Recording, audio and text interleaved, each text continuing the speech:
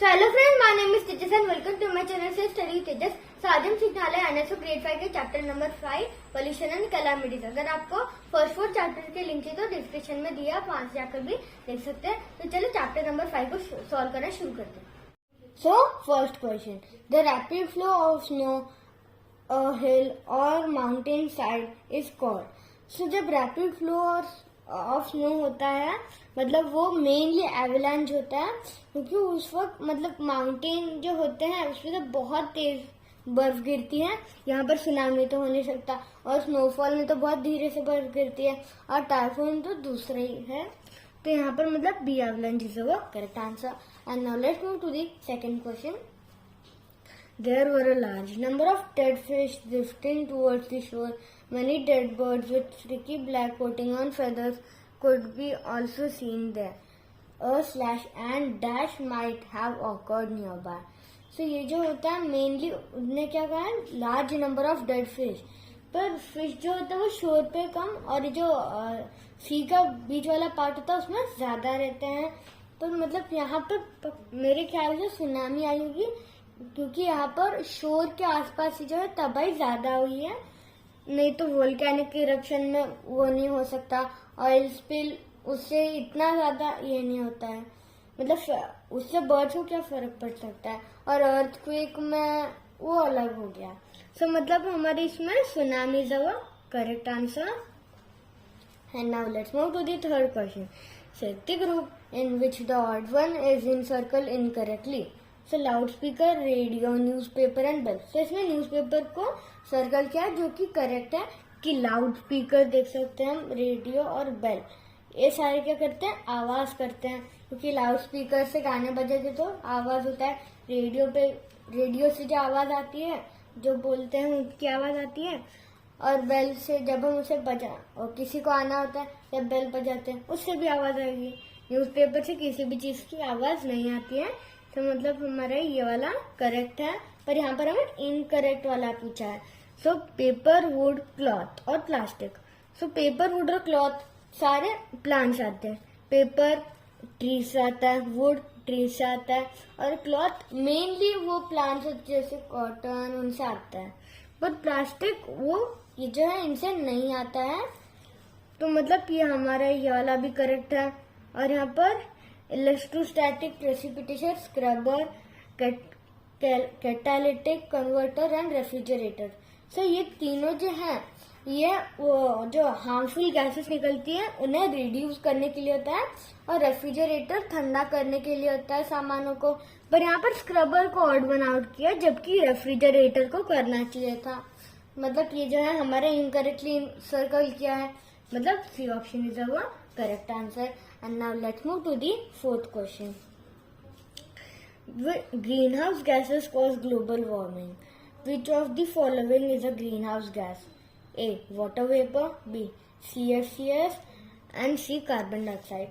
So water vapor, CFCs और carbon dioxide तीनों ही green house gases है, क्योंकि ये जो है ग्रीन हाउस गैसेस क्या होती हैं, वो हमारे एनवायरनमेंट को बहुत ज्यादा हार्म करती हैं। तो मतलब हमारा D all of these option is our correct answer. And now let's move to the fifth question. Select the method that prevents soil erosion by water. So terrace farming. हाँ, so terrace farming से मतलब उसमें बहुत ज्यादा plants होते हैं। तो मतलब जब भी बहुत बारिश आएगा, वो जो सॉइल होती है वो उस पानी को एब्जॉर्ब कर लेगी और सॉइल इरोजन कम हो जाएगा। और विंड ब्रेक्स, सो विंड ब्रेक से कुछ नहीं होता है, विंड ब्रेक्स अलग होता है, उससे कभी ये जो है सॉइल इरोजन प्रिवेंट होगा ही नहीं। और एम्बैंकमेंट्स, हाँ, सो इससे सॉइल इरोजन कम हो जाएगा। सो मतलब हमारा क्या है, ए और सी करेक्ट है, मतलब D both A and C option is our correct answer. And now let's move to the sixth question. Select the correct statement regarding water pollution. So A. Suspended impurity make water more transparent causing death of submerged aquatic plants. हाँ, सही correct है, पर उससे जो है इधर क्या लिखा, मोर ट्रांसपेरेंट, पर उससे पानी ट्रांसपेरेंट थोड़ी बनता है। तो मतलब ये जो है बस इस एक वर्ड की वजह से पूरा सेंटेंस जो है हमारा रॉन्ग हो चुका है। अब हम बी वाला पढ़ते हैं। polluted water can cause diseases like typhoid, cholera and diabetes.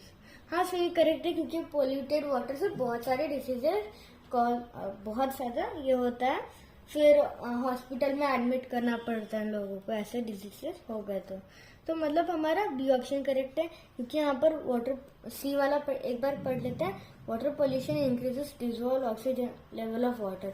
सो ये भी कैसे होगा? Agriculture run off pollutes water by adding pesticides and fertilizer into it. तो ये दोनों के दोनों पूरे ही गलत है और ये भी गलत है, मतलब B option is our correct answer. And now let's move to the 7th question.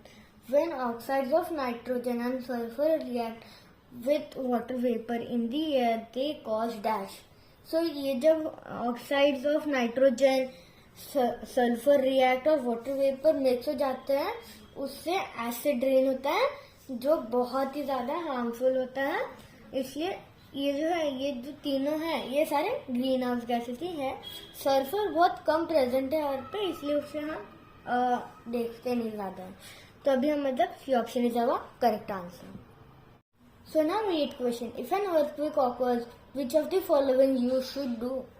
So A, if you are indoors, stay in and get under a desk or a table. हाँ सो ये correct है, क्योंकि जब earthquake होगा, अगर हम कहीं पे एकदम खड़े रहेंगे तो अगर वॉल गिर गई तो हमें बहुत ज्यादा हार्म हो सकता है. सो मतलब अगर हम डेस्क और टेबल के अंदर रहेंगे सो ये हमें थोड़ा सा सेफ्टी दे सकता है. और अभी भी, if you are outdoor, stay away from trees and buildings. हाँ सो ये करेक्ट है, क्योंकि अगर हम ट्रीज या बिल्डिंग्स के पास रहेंगे तो अगर अर्थक्वेक की वजह से वो गिर गए सो वो हमारे ऊपर भी गिरने का चांस हो सकता है.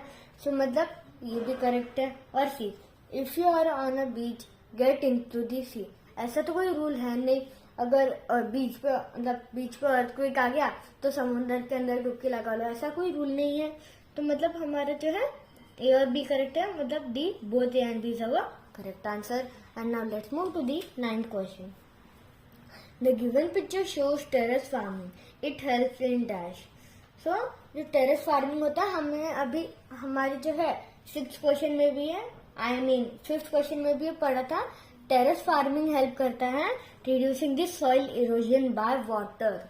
सो यहाँ पर reducing soil erosion by wind से ये उसको नहीं कर सकता, पर reducing soil erosion by water जो मेन होता है वो ये इसे प्रिवेंट कर सकता है, ये हेल्प करेगा उसे कम करने के लिए. तो मतलब हमारा बी ऑप्शन करेक्ट है. And now 10th question.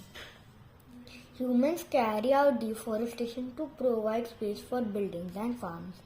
Some also cut down trees to provide wood for furniture and paper manufacturing. Which of the following would possibly result from the above activities? So first, topsoil erosion may occur. हाँ so ये भी होगा, क्योंकि जो trees होते हैं वो पानी को होल्ड करके रखते हैं, पर अगर ट्रीज ही नहीं होंगे तो फिर सॉइल इरोजन होगा. और सेकेंड, सम एनिमल्स में बिकेम एक्सटिंक्ट. हाँ क्योंकि ट्रीज बहुत सारे एनिमल्स के घर भी होते हैं. और थर्ड, दे में arise a problem of global warming. हाँ ये भी करेक्ट है, क्योंकि ट्रीज ऑक्सीजन रिलीज करते हैं और अगर ऑक्सीजन कम हो गया तो ग्लोबल वार्मिंग होगी. सो मतलब हमारा ये भी करेक्ट है. और fourth, some possible sources of natural drugs to cure diseases may be lost. हाँ सो ये भी करेक्ट है, मतलब हमारा 1, 2, 3 और 4 चारों जो स्टेटमेंट है वो करेक्ट है, मतलब डी 1, 2, 3 एंड 4. सो ये करेक्ट हो गया. And now 11th question. Which of the following statement is correct? A, the layer below the crust is called mantle. Its upper part is made up of molten rocks and lower part consists of solid rock. So ये correct है, क्योंकि layer below of crust contain mantle rock, but ये incorrect है. Sorry मैं correct बोल दिया, क्योंकि ये जो है ये करेक्ट है. क्रस्ट की नीचे वाली लेयर को मैंटल बोलते, इतना करेक्ट है, पर उसका अपर पार्ट सॉलिड रॉक्स का बना था, लोअर पार्ट मोल्टन रॉक्स का बना था, पर इधर उल्टा दिया है.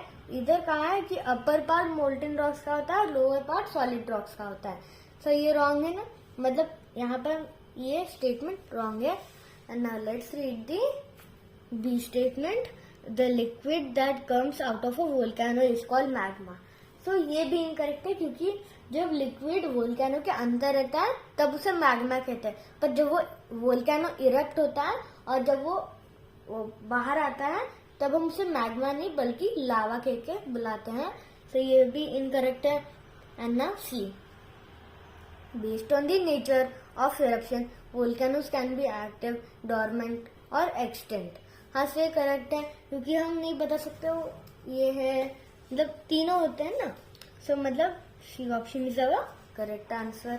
And now let's read the 12th question. Which one of the following pairs is wrongly classified? So positive effect on the environment and negative effect on the environment. So incinerating rubbish in residential areas. So incinerating का मतलब होता है जलाना rubbish चीजें in residential areas. सो ये positive नहीं बल्कि negative effect करेगा। और यहाँ पर क्या है, negative effect on the environment में क्या लिखा है, covering open dustbin left out in the open. हाँ से करेक्ट है, अगर हम लोग बंद करेंगे सो मतलब जो बदबू होती है वो कम आएगी। सो ये पॉजिटिव इफेक्ट है, मतलब तो रॉन्गली क्लासिफाइड किया है, दोनों उल्टी जगह पर लिखे हुए हैं। सो मतलब हम इसे टिक कर देंगे। And now let's read the 13th question. Atul studied two groups of things as shown in the table below: biodegradable, non-biodegradable. So he made the following inferences. Which one of the inferences is correct? So सबसे पहले A option क्या है, all non-biodegradable objects are soft. So ऐसा नहीं होता है, कुछ कुछ हार्ड होते हैं, कुछ कुछ सॉफ्ट होते हैं। ऐसा नहीं है कि सारे सॉफ्ट ही होने चाहिए। So now B, all living things are non-biodegradable. So living things तो biodegradable होंगे, अगर वो non-biodegradable होंगे तो ऐसा तो हो ही नहीं सकता है। तो मतलब ये बी वाला भी इनकरेक्ट है। और अब C, biodegradable objects come only from animals. तो ये भी इनकरेक्ट है, क्योंकि प्लांट से भी बहुत सारे बायोडिग्रेडेबल सामान आते हैं। और D, most things obtain from living organisms are biodegradable. हाँ, तो ये करेक्ट है, क्योंकि लिविंग ऑर्गेनिज्म से बायोडिग्रेडेबल सामान आता है, जिसमें एनिमल्स आते हैं, पेड़ आते हैं, सब आता है उसमें। तो मतलब D option is our correct answer. So ना 14th question, which of things listed below are non biodegradable. तो कॉटन शर्ट वो बायोडिग्रेडेबल है, क्योंकि वो ऐसे तो बायोडिग्रेडेबल सामान से आई है, तो वो बायोडिग्रेडेबल हो गया।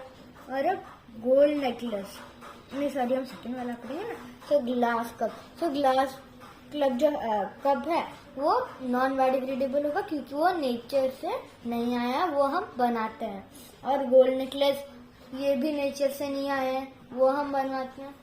और रोस्टेड चिकन ये बायोडिग्रेडेबल है। और डेबिट कार्ड तो खाली पैसों के लिए होता है। और मतलब ये क्या हुआ हमारा नॉन बायोडिग्रेडेबल, और बनाना क्या है बायोडिग्रेडेबल। तो मतलब 2, 3 और 5 ये क्या है, नॉन बायोडिग्रेडेबल है। तो 2, 3, 5 मतलब B option is the correct answer. And now let's move to the 15th question of this chapter. So the given option shows the bacterial count, oxygen level and the number of green plants and animals in the river near each of 4 towns A, B, C and D. Which town is situated near an unpolluted river? यहाँ पर A, B, C, D option है। तो सबसे पहले वाला हम देखते हैं ए, बैक्टीरियल काउंट क्या उसका लो है, मतलब उसमें ऑक्सीजन लेवल मतलब बैक्टीरियल काउंट लो है, मतलब ऑक्सीजन लेवल भी लो है।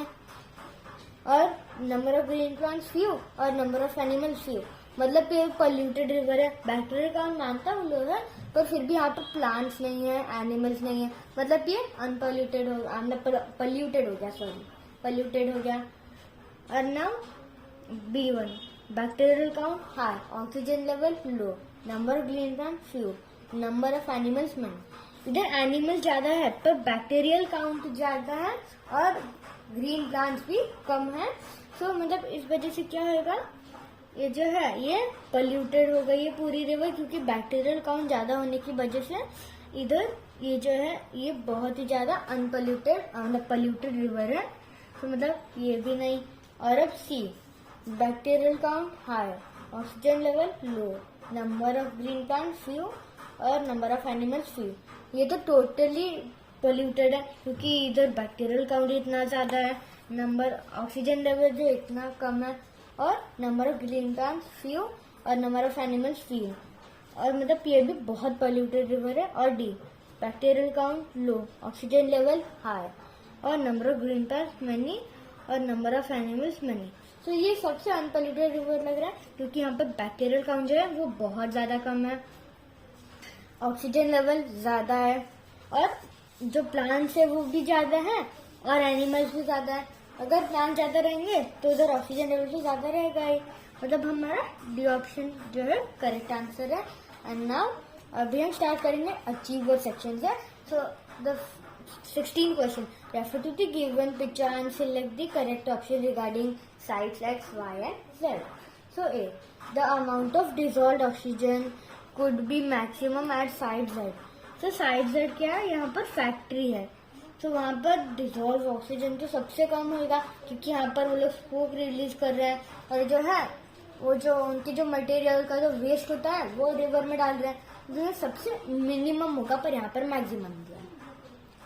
Now B, number of fish at site X will be more than at site Y. So site X पे फिश ज्यादा रहेंगे, हाँ करेक्ट है, क्योंकि साइट Y पर तो ना वो लोग पकड़ लेंगे, तो यहाँ पर ये करेक्ट है। And C site X has more poor quality of water. तो साइट X में तो सबसे ज्यादा प्योर पानी रहेगा क्योंकि वो माउंटेन से आता है सीधा। मतलब यहाँ पर हमारा क्या है, जो है B option is our correct answer. And now let's move to the 17th question. A large area of forest were destroyed completely by forest fire. Which of the following statement hold true regarding it? More soil will be encoded as the soil is not protected by trees from wind and rain. So ये भी correct है. The land will have more fresh air as there are lesser trees to take in oxygen. So ये incorrect है, ये भी correct है। और उसके बाद third, wild life will inhabit the clear area because more space is available now. So ये भी करेक्ट है। और fourth, level of carbon dioxide in the atmosphere increase and contribute to green house effect. तो ये भी correct है, मतलब 1, 2, 3 और 4 हमारे जो चारों है वो करेक्ट है, मतलब D 1, 2, 3 and 4। And now let's move to the इधर तो क्वेश्चन नंबर ही नहीं था, तो 18 direction question number 18 and 19. Refer to the given word grade and select the following question and answer the following questions. For 18, select the option that is not hidden in the given word grid. So, rays of sun that cause cancer. So, उन्हें हम ultraviolet rays कहते हैं, और यहाँ पर हमें ultraviolet rays, हाँ, तो यहाँ पर हमें अल्ट्रावायलेट रेज दिख रही है, तो हम इन्हें ऐसा मार्क करके रखेंगे। सो अल्ट्रावायलेट रेज हमें मिल चुका है। And now B, a gas that cause global warming, तो उससे हम कहते हैं मीथेन, उससे बहुत ज्यादा ग्लोबल वार्मिंग होती है। और यहाँ पर मीथेन है, हाँ, तो यहाँ पर मीथेन है, तो हम अभी इस मीथेन को भी सर्कल कर लेंगे। एंड नाउ यहाँ पर ठीक है, a method that prevent soil erosion by wind, so हम उसे कहते हैं सैंड ब्रेक्स, जिससे वो जो है विंड ब्रेक्स, जिससे जो है वो सॉइल इरोजन का जो विंड होता है वो प्रिवेंट हो सकता है। सो विंड ब्रेक, हाँ यहाँ पर है, तो मतलब हमें तीनों मिल चुके हैं। And now D, a calamity that occurs when a sea earthquake occurs when an earthquake occurs under sea. So जब earthquake आता है सी के अंदर तब सुनामी आती है। तो यहाँ पर सुनामी नहीं दिया है, मतलब हमारा जो D option is the correct answer. अब 19 question, the term use for dash can be found in the given word grade, the process of clearing forest. तो उसे हम क्या कहते हैं, डिफॉरेस्टेशन। से यहाँ पर डिफॉरेस्टेशन हमें कहीं भी नहीं दिख रहा है, और अभी डी पढ़ते हैं, rain which is acidic in nature. So the rain which is acidic in nature, पता ही चलता है एसिड रेन। सो यहाँ पर एसिड रेन, हाँ यहाँ पर है, तो हम इसे ऐसा ये कर देंगे। सो हमें एसिड रेन यहाँ पर मिल गया है, खाली ये यहाँ पर है क्योंकि the process of reestablishing of forest, तो उसे हम कहते हैं अफॉरेस्टेशन, और अफॉरेस्टेशन भी यहाँ पर नहीं है। और यहाँ पर डी है, material that get decompose when thrown, तो यहाँ पर वो भी कहीं भी नहीं है, हम देख सकते हैं। तो मतलब यहाँ पर जो है B, the rain which is acidic in nature is the correct answer. Now 20th question. Scientists were studying two types of hospital waste, X and Y, for their disposal and their effect on environment. They plotted a graph showing the change in their quantities over time when dumped in an open field. Refer to the given graph and select the correct option that correctly identifies X and Y. So, सबसे पहले ये जो है ये नीचे जा रहा है X, मतलब पे बायोडिग्रेडेबल हो सकता है, और ये जो है नॉन बायोडिग्रेडेबल जो होते हैं वो एकदम लाइन में जाते रहते हैं। तो यहाँ पर सीरिंज और कॉटन फाइबर, तो सीरिंज नॉन बायोडिग्रेडेबल और कॉटन फाइबर बायोडिग्रेडेबल है, तो ये उल्टा है, मतलब ये रॉन्ग हो गया। और एक्स कॉटन बॉल हो सकता है बायोडिग्रेडेबल है, और ब्रोकन स्केपल्स हाँ वो नॉन बायोडिग्रेडेबल है और वो वाई में है, तो मतलब ये जो है करेक्ट है, तो B option is our correct answer. तो फ्रेंड्स, अगर आपका वीडियो अच्छा लगा हो तो लाइक शेयर और सब्सक्राइब जरूर करना। Thank you.